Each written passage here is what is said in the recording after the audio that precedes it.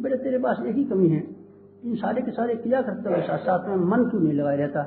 जब भी चीजों को चढ़ाया करे तो अपना मन लगा दिया कर, मन को लगा दिया कर। इसके लिए इन्हीं वस्तुओं के साथ साथ में जो शिक्षण दिया हुआ है, क्या शिक्षण दिया हुआ है? 5 चीजें जो पंचोपचार की हैं, जब इसमें से एक चीज चढ़ाया करे तो अपने विचारों को वस्तुओं के साथ साथ में उसी तरीके से लगा दिया कर जिसका जो शिक्षण के लिए उसका आधार बनाया गया है। क्या बनाया गया है? जल चढ़ाते हैं हम, सबसे पहले देवता का पूजन करते हैं जल चढ़ाने के लिए। जल चढ़ाते हैं, पाद्यम समर्पयामि, अर्घ्यम समर्पयामि, आचमनम समर्पयामि। 3 चमची से, 3 बाल्टी से कराता है कि 3 चमची से? महाराज जी मैं तो 3 बाल्टी से तो नहीं कराता, 3 चमची से कराता हूँ। तो बेटा ये बता, स्नानम समर्पयामि, भगवान जी को स्नान कराता है महाराज जी, तो कैसे कराता है? 1 चम्मच से कैसे नहा लेगा? 1 चम्मच से तू नहा ले या अपने बच्चे को नहा ले? तेरा बच्चा नहा ले तो हम जानेंगे कि भगवान को भी स्नान करा सकता है। महाराज जी तो फिर मैं तो ऐसे ही कर देता हूँ। और आचमनम समर्पयामि, अच्छा तू ये बता, जो कुल्ला करता है तो कितना पानी खर्च करता है? कुल्ले में तो महाराज जी 1 लोटा पानी करता हूँ, फिर मुंह भी धोता हूँ और साबुन से धोता हूँ, तो कितना पानी करता है? आचमन जब करता है, कुल्ला करता है, तब कितना पानी महाराज जी? कम से कम 1 लोटा, 1 गिलास खर्च हो जाता है। और भगवान जी को 1 चम्मच से तो भेजा होगा, रोट भी नहीं भीला होगा। आचमन क्या कराता है? तो महाराज जी क्या करता हूँ बेटे, दिल की बाजी करता है, भगवान से मखौल करता है। आपने तो बताया था कि ऐसे जल चढ़ाना। अब बेटे मैंने जब बताया था तो एक और बात बताई थी, तेने वो याद नहीं रखी, क्रिया याद रख ली। तो क्या बताया था? मैंने ये बताया था कि जल चढ़ाते समय मनुष्य की ये वृत्ति रहनी चाहिए। क्या वृत्ति रहनी चाहिए? कि हम आपको समर्पण करेंगे। देवता से मांगना मत, आपको हम समर्पण करेंगे, आपको हम देंगे। देवता इसलिए देवता हैं, उन्होंने भगवान को दिया है। और तुझे भी देवता की कृपा प्राप्त करने के लिए देने की वृत्ति सीखनी पड़ेगी। देने की वृत्ति जब तक तेरे अंदर नहीं आएगी, कोई देवता तेरे ऊपर कृपा नहीं कर सकता। देने की वृत्ति का अर्थ यह है कि हम जो जल चढ़ाते हैं उसके पीछे हम भगवान को यह आश्वासन दिलाते हैं कि हमारी पसीने की बूंदें, हमारी श्रम की बूंदें, हमारा मेहनत, हमारा वक्त और हमारा समय आपके कामों के लिए लगा करेगा।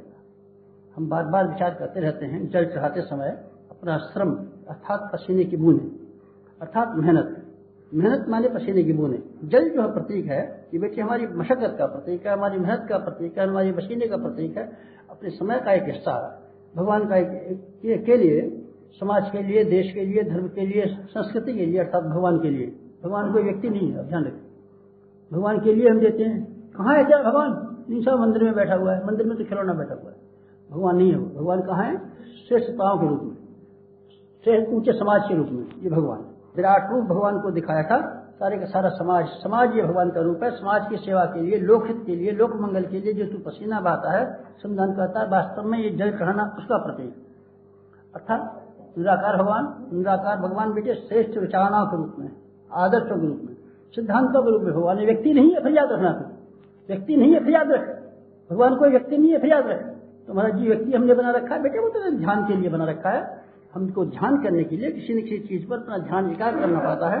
इसीलिए ध्यान को एकाग्र करने के लिए हम कोई न कोई शक्ल बना लेते हैं, और शक्ल ही नहीं बनाते, उससे रिश्तेदारी भी काम कर लेते हैं। जबकि भगवान कोई किसी का रिश्तेदार नहीं है, बिजली किसी की रिश्तेदार नहीं है। नहीं महाराज जी भगवान रिश्तेदार, हाँ बेटे रिश्तेदार बनाने पड़ते हैं ताकि हमारा मनुष्य लगा रहे। ध्यान की एकाग्रता के लिए, मन की चंचलता को दूर करने के लिए, मन को भगवान की वृत्ति में लगाने के लिए हम कोई किसी रूप की कल्पना करते हैं। कल्पना करते हैं, कल्पना करने के पश्चात उसमें अपना मन लगाए रहते हैं। ये मन को एकाग्र करने का तरीका है। असल में भगवान नहीं बेटे, असल में भगवान होता तो इतने तरह के देवी देवता अगर दुनिया में होते तो आपस में मारकाट फैल जाती, लड़ाई झगड़ा हो जाता, मुकदमे में बाजी खड़ी हो जाती और फौजदारी खड़ी हो जाती। ये संतोषी माता और काली माता है।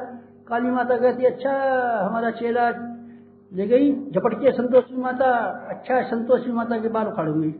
और संतोषी माता ने कल तक शुक्र के दिन खाता था वो चनागुल और खटाई मिठाई नहीं खाता था, अब नवरात्रि में चंडी की पूजा करने लगा, चंडी गाल फैला के बैठी है। तो हमारा चेला संतोषी माता का चेला चंडी के यहाँ चला गया, चंडी का चेला संतोषी माता का, हमारे आपस में चंडी मरेंगी और वो मरेंगे, औरतों में लड़ाई होगी और चेलों में लड़ाई होगी और सबके कचू में निकल पड़ेंगे। तो महाराज जी क्या चक्कर है? कुछ भी चक्कर नहीं। भगवान दुनिया में एक है। और ये अनेक तरह के देवी देवता ये बेटे कल्पना है। कल्पना न होते इतने तरह के कैसे हो जाते? तुम ये पूछता हूँ जी, भगवान दुनिया में एक है, हजारों हैं, हजारों भगवान होंगे तो मुश्किल आ जाएगी। एक भगवान है दुनिया में, फिर तरह तरह की शक्लें, मुसलमान ने अपना दाढ़ी वाला बना लिया है, हमने अपना मोर मुकुट वाला बना लिया है, अमुक ने अमुक तरह का बना, ये सब कल्पना है। कल्पना है। तो असली भगवान क्या है बेटे? श्रेष्ठ विचारणा। श्रेष्ठ भगवान के पास जब कभी भी आता है भगवान, तो श्रेष्ठ विचारों के रूप में आता है, आदर्शों के रूप में आता है, उत्कृष्टता के रूप में आता है, चिंतन के रूप में आता है, शकल के रूप में नहीं आता। हमने रात को हनुमान देखा तो देखा तो अच्छी बात है बेटे, भगवान रोजाना तो दिखाई पड़े। महाराज जी हमको तो कल लक्ष्मी जी दिखाई पड़ी, तो भगवान कह रहे रोजाना तो लक्ष्मी दिखाई पड़े। लक्ष्मी जी तो दिखाई पड़ी थी, कुछ रुपया पैसा देंगे नहीं देंगे? महाराज जी लक्ष्मी जी दिखाई पड़ी है, कुछ देखने बात नहीं बेटे, ख्वाब देख लिया। अगर तुझे दिखाई देने लक्ष्मी जी किराया भाड़ा खर्च के तेरे घर आई होती तो खाली हाथ क्यों चली गई? कुछ दे के जाती। नहीं सब दिया तो नहीं, कुछ ऐसी शक्ल दिखा के भाग गई। नहीं बेटे तो तेरा जाल बन जाता है, मैं विश्वास नहीं करता। श्रेष्ठता के प्रति, आदर्शों के प्रति इसको मैं भगवान मानता हूँ। उस भगवान का, श्रेष्ठता का, आदर्शों का जिन्होंने पालन किया वो भगवान के भक्त कहलाए और भगवान के अनुग्रह के अधिकारी होते चले। श्रेष्ठता श्री देव पूजन के समय जो हमारे विचार हैं वो होने चाहिए, हम अपना श्रम पसीना अच्छे उद्देश्यों के लिए, श्रेष्ठ कामों के लिए निरंतर खर्च क्या करेंगे। ये विचारों को घुमाता रहे। जितनी देर में तू जल चढ़ाया करे, आचमन चढ़ाया करे, पाद चढ़ाया करे, अपना श्रम पसीना लोकहित के लिए, अपना श्रम पसीना लोकहित के लिए, अपना श्रम पसीना लोकहित के लिए विचार करता रहे। और अक्षतम समर्पयामि, अक्षत को समर्पण कर। महाराज जी अक्षत से क्या फायदा है? अक्षत से बेटा ये फायदा है, गणेश जी बेचारे कोई खाना दे देता है, कोई नहीं देता, तो तेरे अक्षत जो अच्छा चावल चावल चढ़ाता है, ऐसे ही 5-4 चावल फेंक देता हूँ मैं तो गणेश जी पे। तो 5-4 चावल गणेश जी के पास रखे देंगे बेचारों के यहाँ। कोई जमीन होगी तो तेरे 5-4 चावलों को बो देंगे तो उसमें फसल पैदा हो जाएगी, तो उनके चूहे खाने को आ जाएगा, कभी हो जाएगा। महाराज जी तो फिर क्या 5-6 चावलों से फिर क्या हो जाता है बेटा? कुछ भी नहीं हो जाता है। तो 5-6 चावल गणेश जी खा जाते हैं? नहीं बेटे, गणेश जी कहाँ खा जाते हैं, तेरे ऐसी जमीन में पड़े जाते हैं कि फेंक देते हैं। तो हम चावल क्यों चढ़ाते हैं? चावल हम इसलिए चढ़ाते हैं, अपने आप को शिक्षित करते हैं।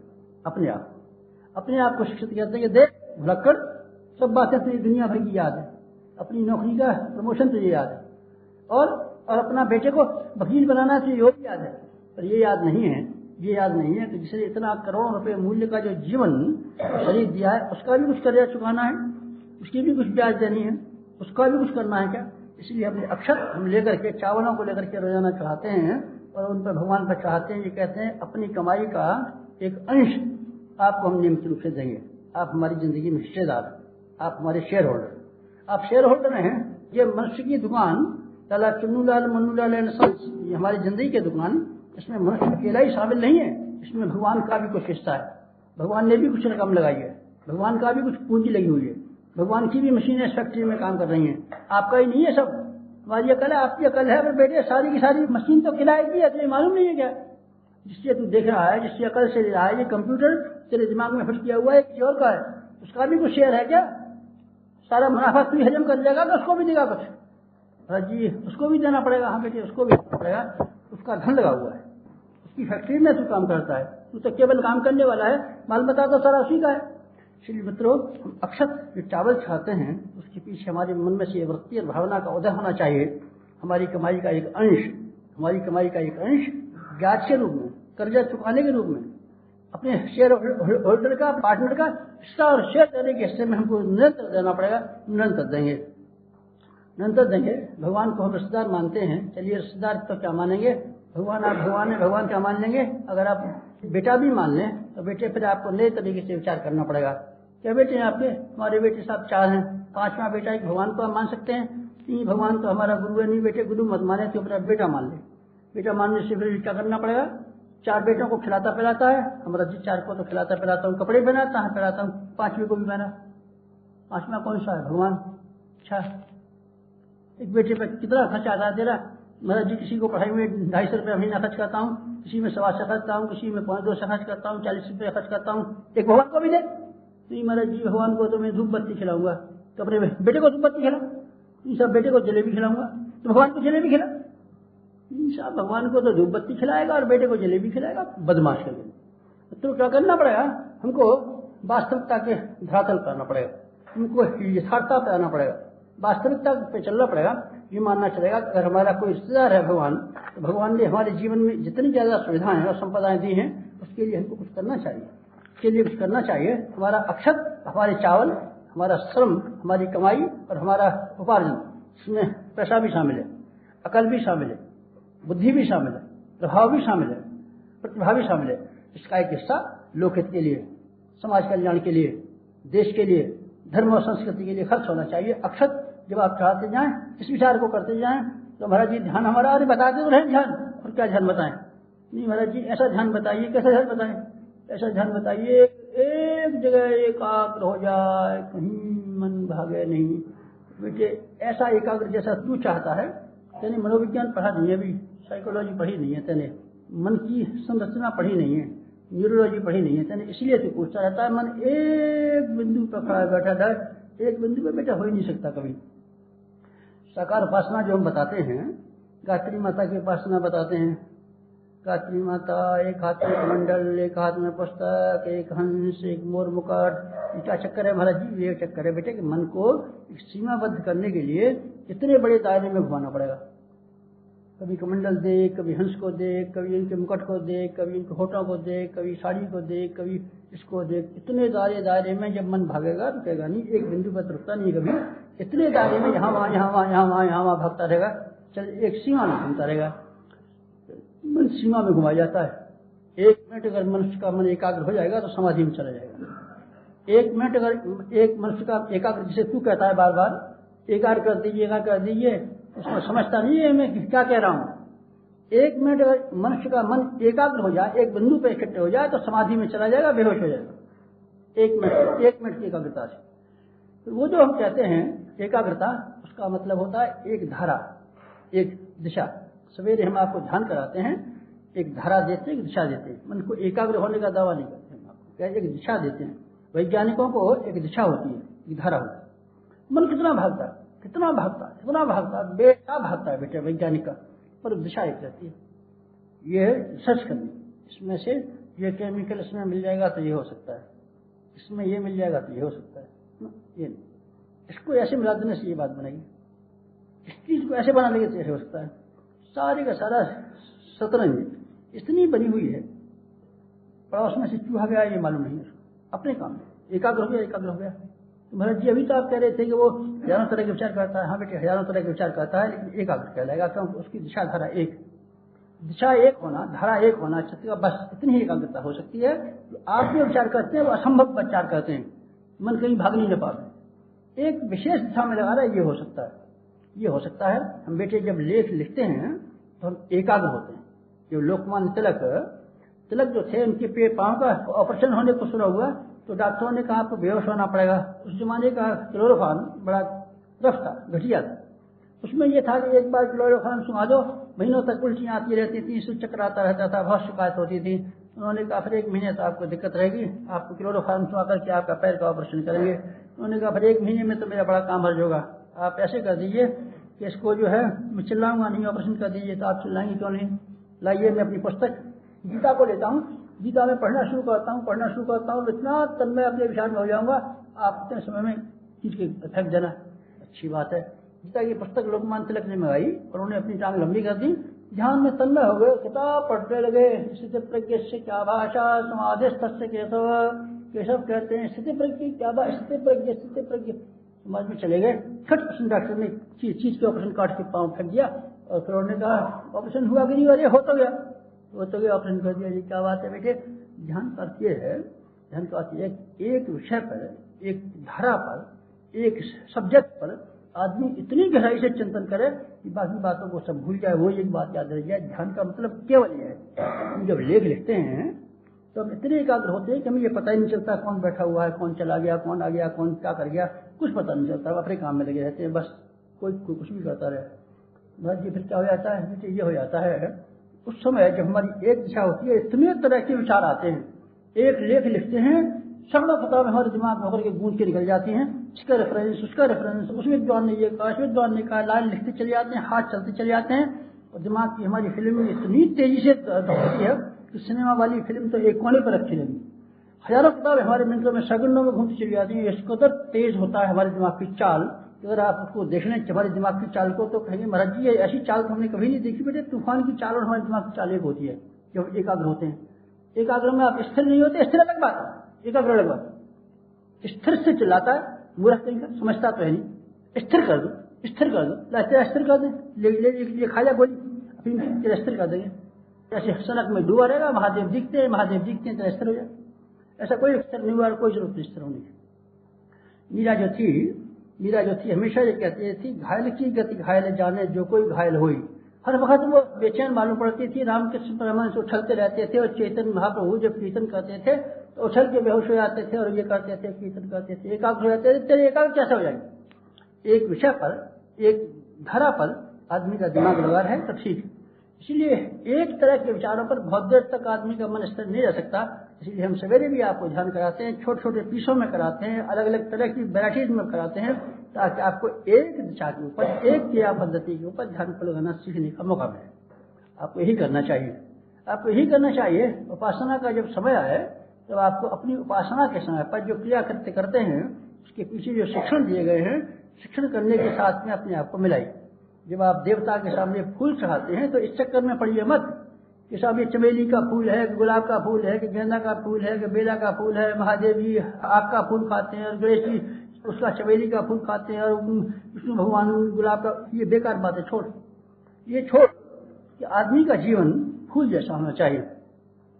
तो फूल जैसा जीवन कोमल होगा तो भगवान के चरणों में भी हमको स्थान दे सकता है, गले में भी स्थान मिल सकता है, सिर में भी स्थान दे सकता है, हर जगह स्थान दे सकता है। शर्त यह है कि हम फूल जैसे जीवन के हों।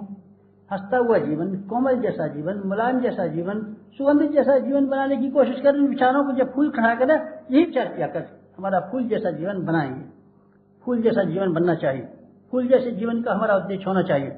फूल चाहता रहे, ये विचार करता रहे, ये गूंधूं कि गुलदस्ता बनाऊं कि माला बनाऊं, ये करूं कि ये करूं। बेकार की बातें, बेकार की बातों में तो समय खराब करता रहता है। ये नहीं सोचता कि हमको अपना जीवन फूल जैसा बनाना है। दीपक जो हम चाहते हैं, दीपक के समय पर हमारा विचार होना चाहिए। भगवान को दीपक दिखाने की जरूरत नहीं है। भगवान के पास तो 2 दीपक जलते रहते हैं। दिन भर तो सूरज जलता रहता है, रात भर चंद्रमा जलता रहता है।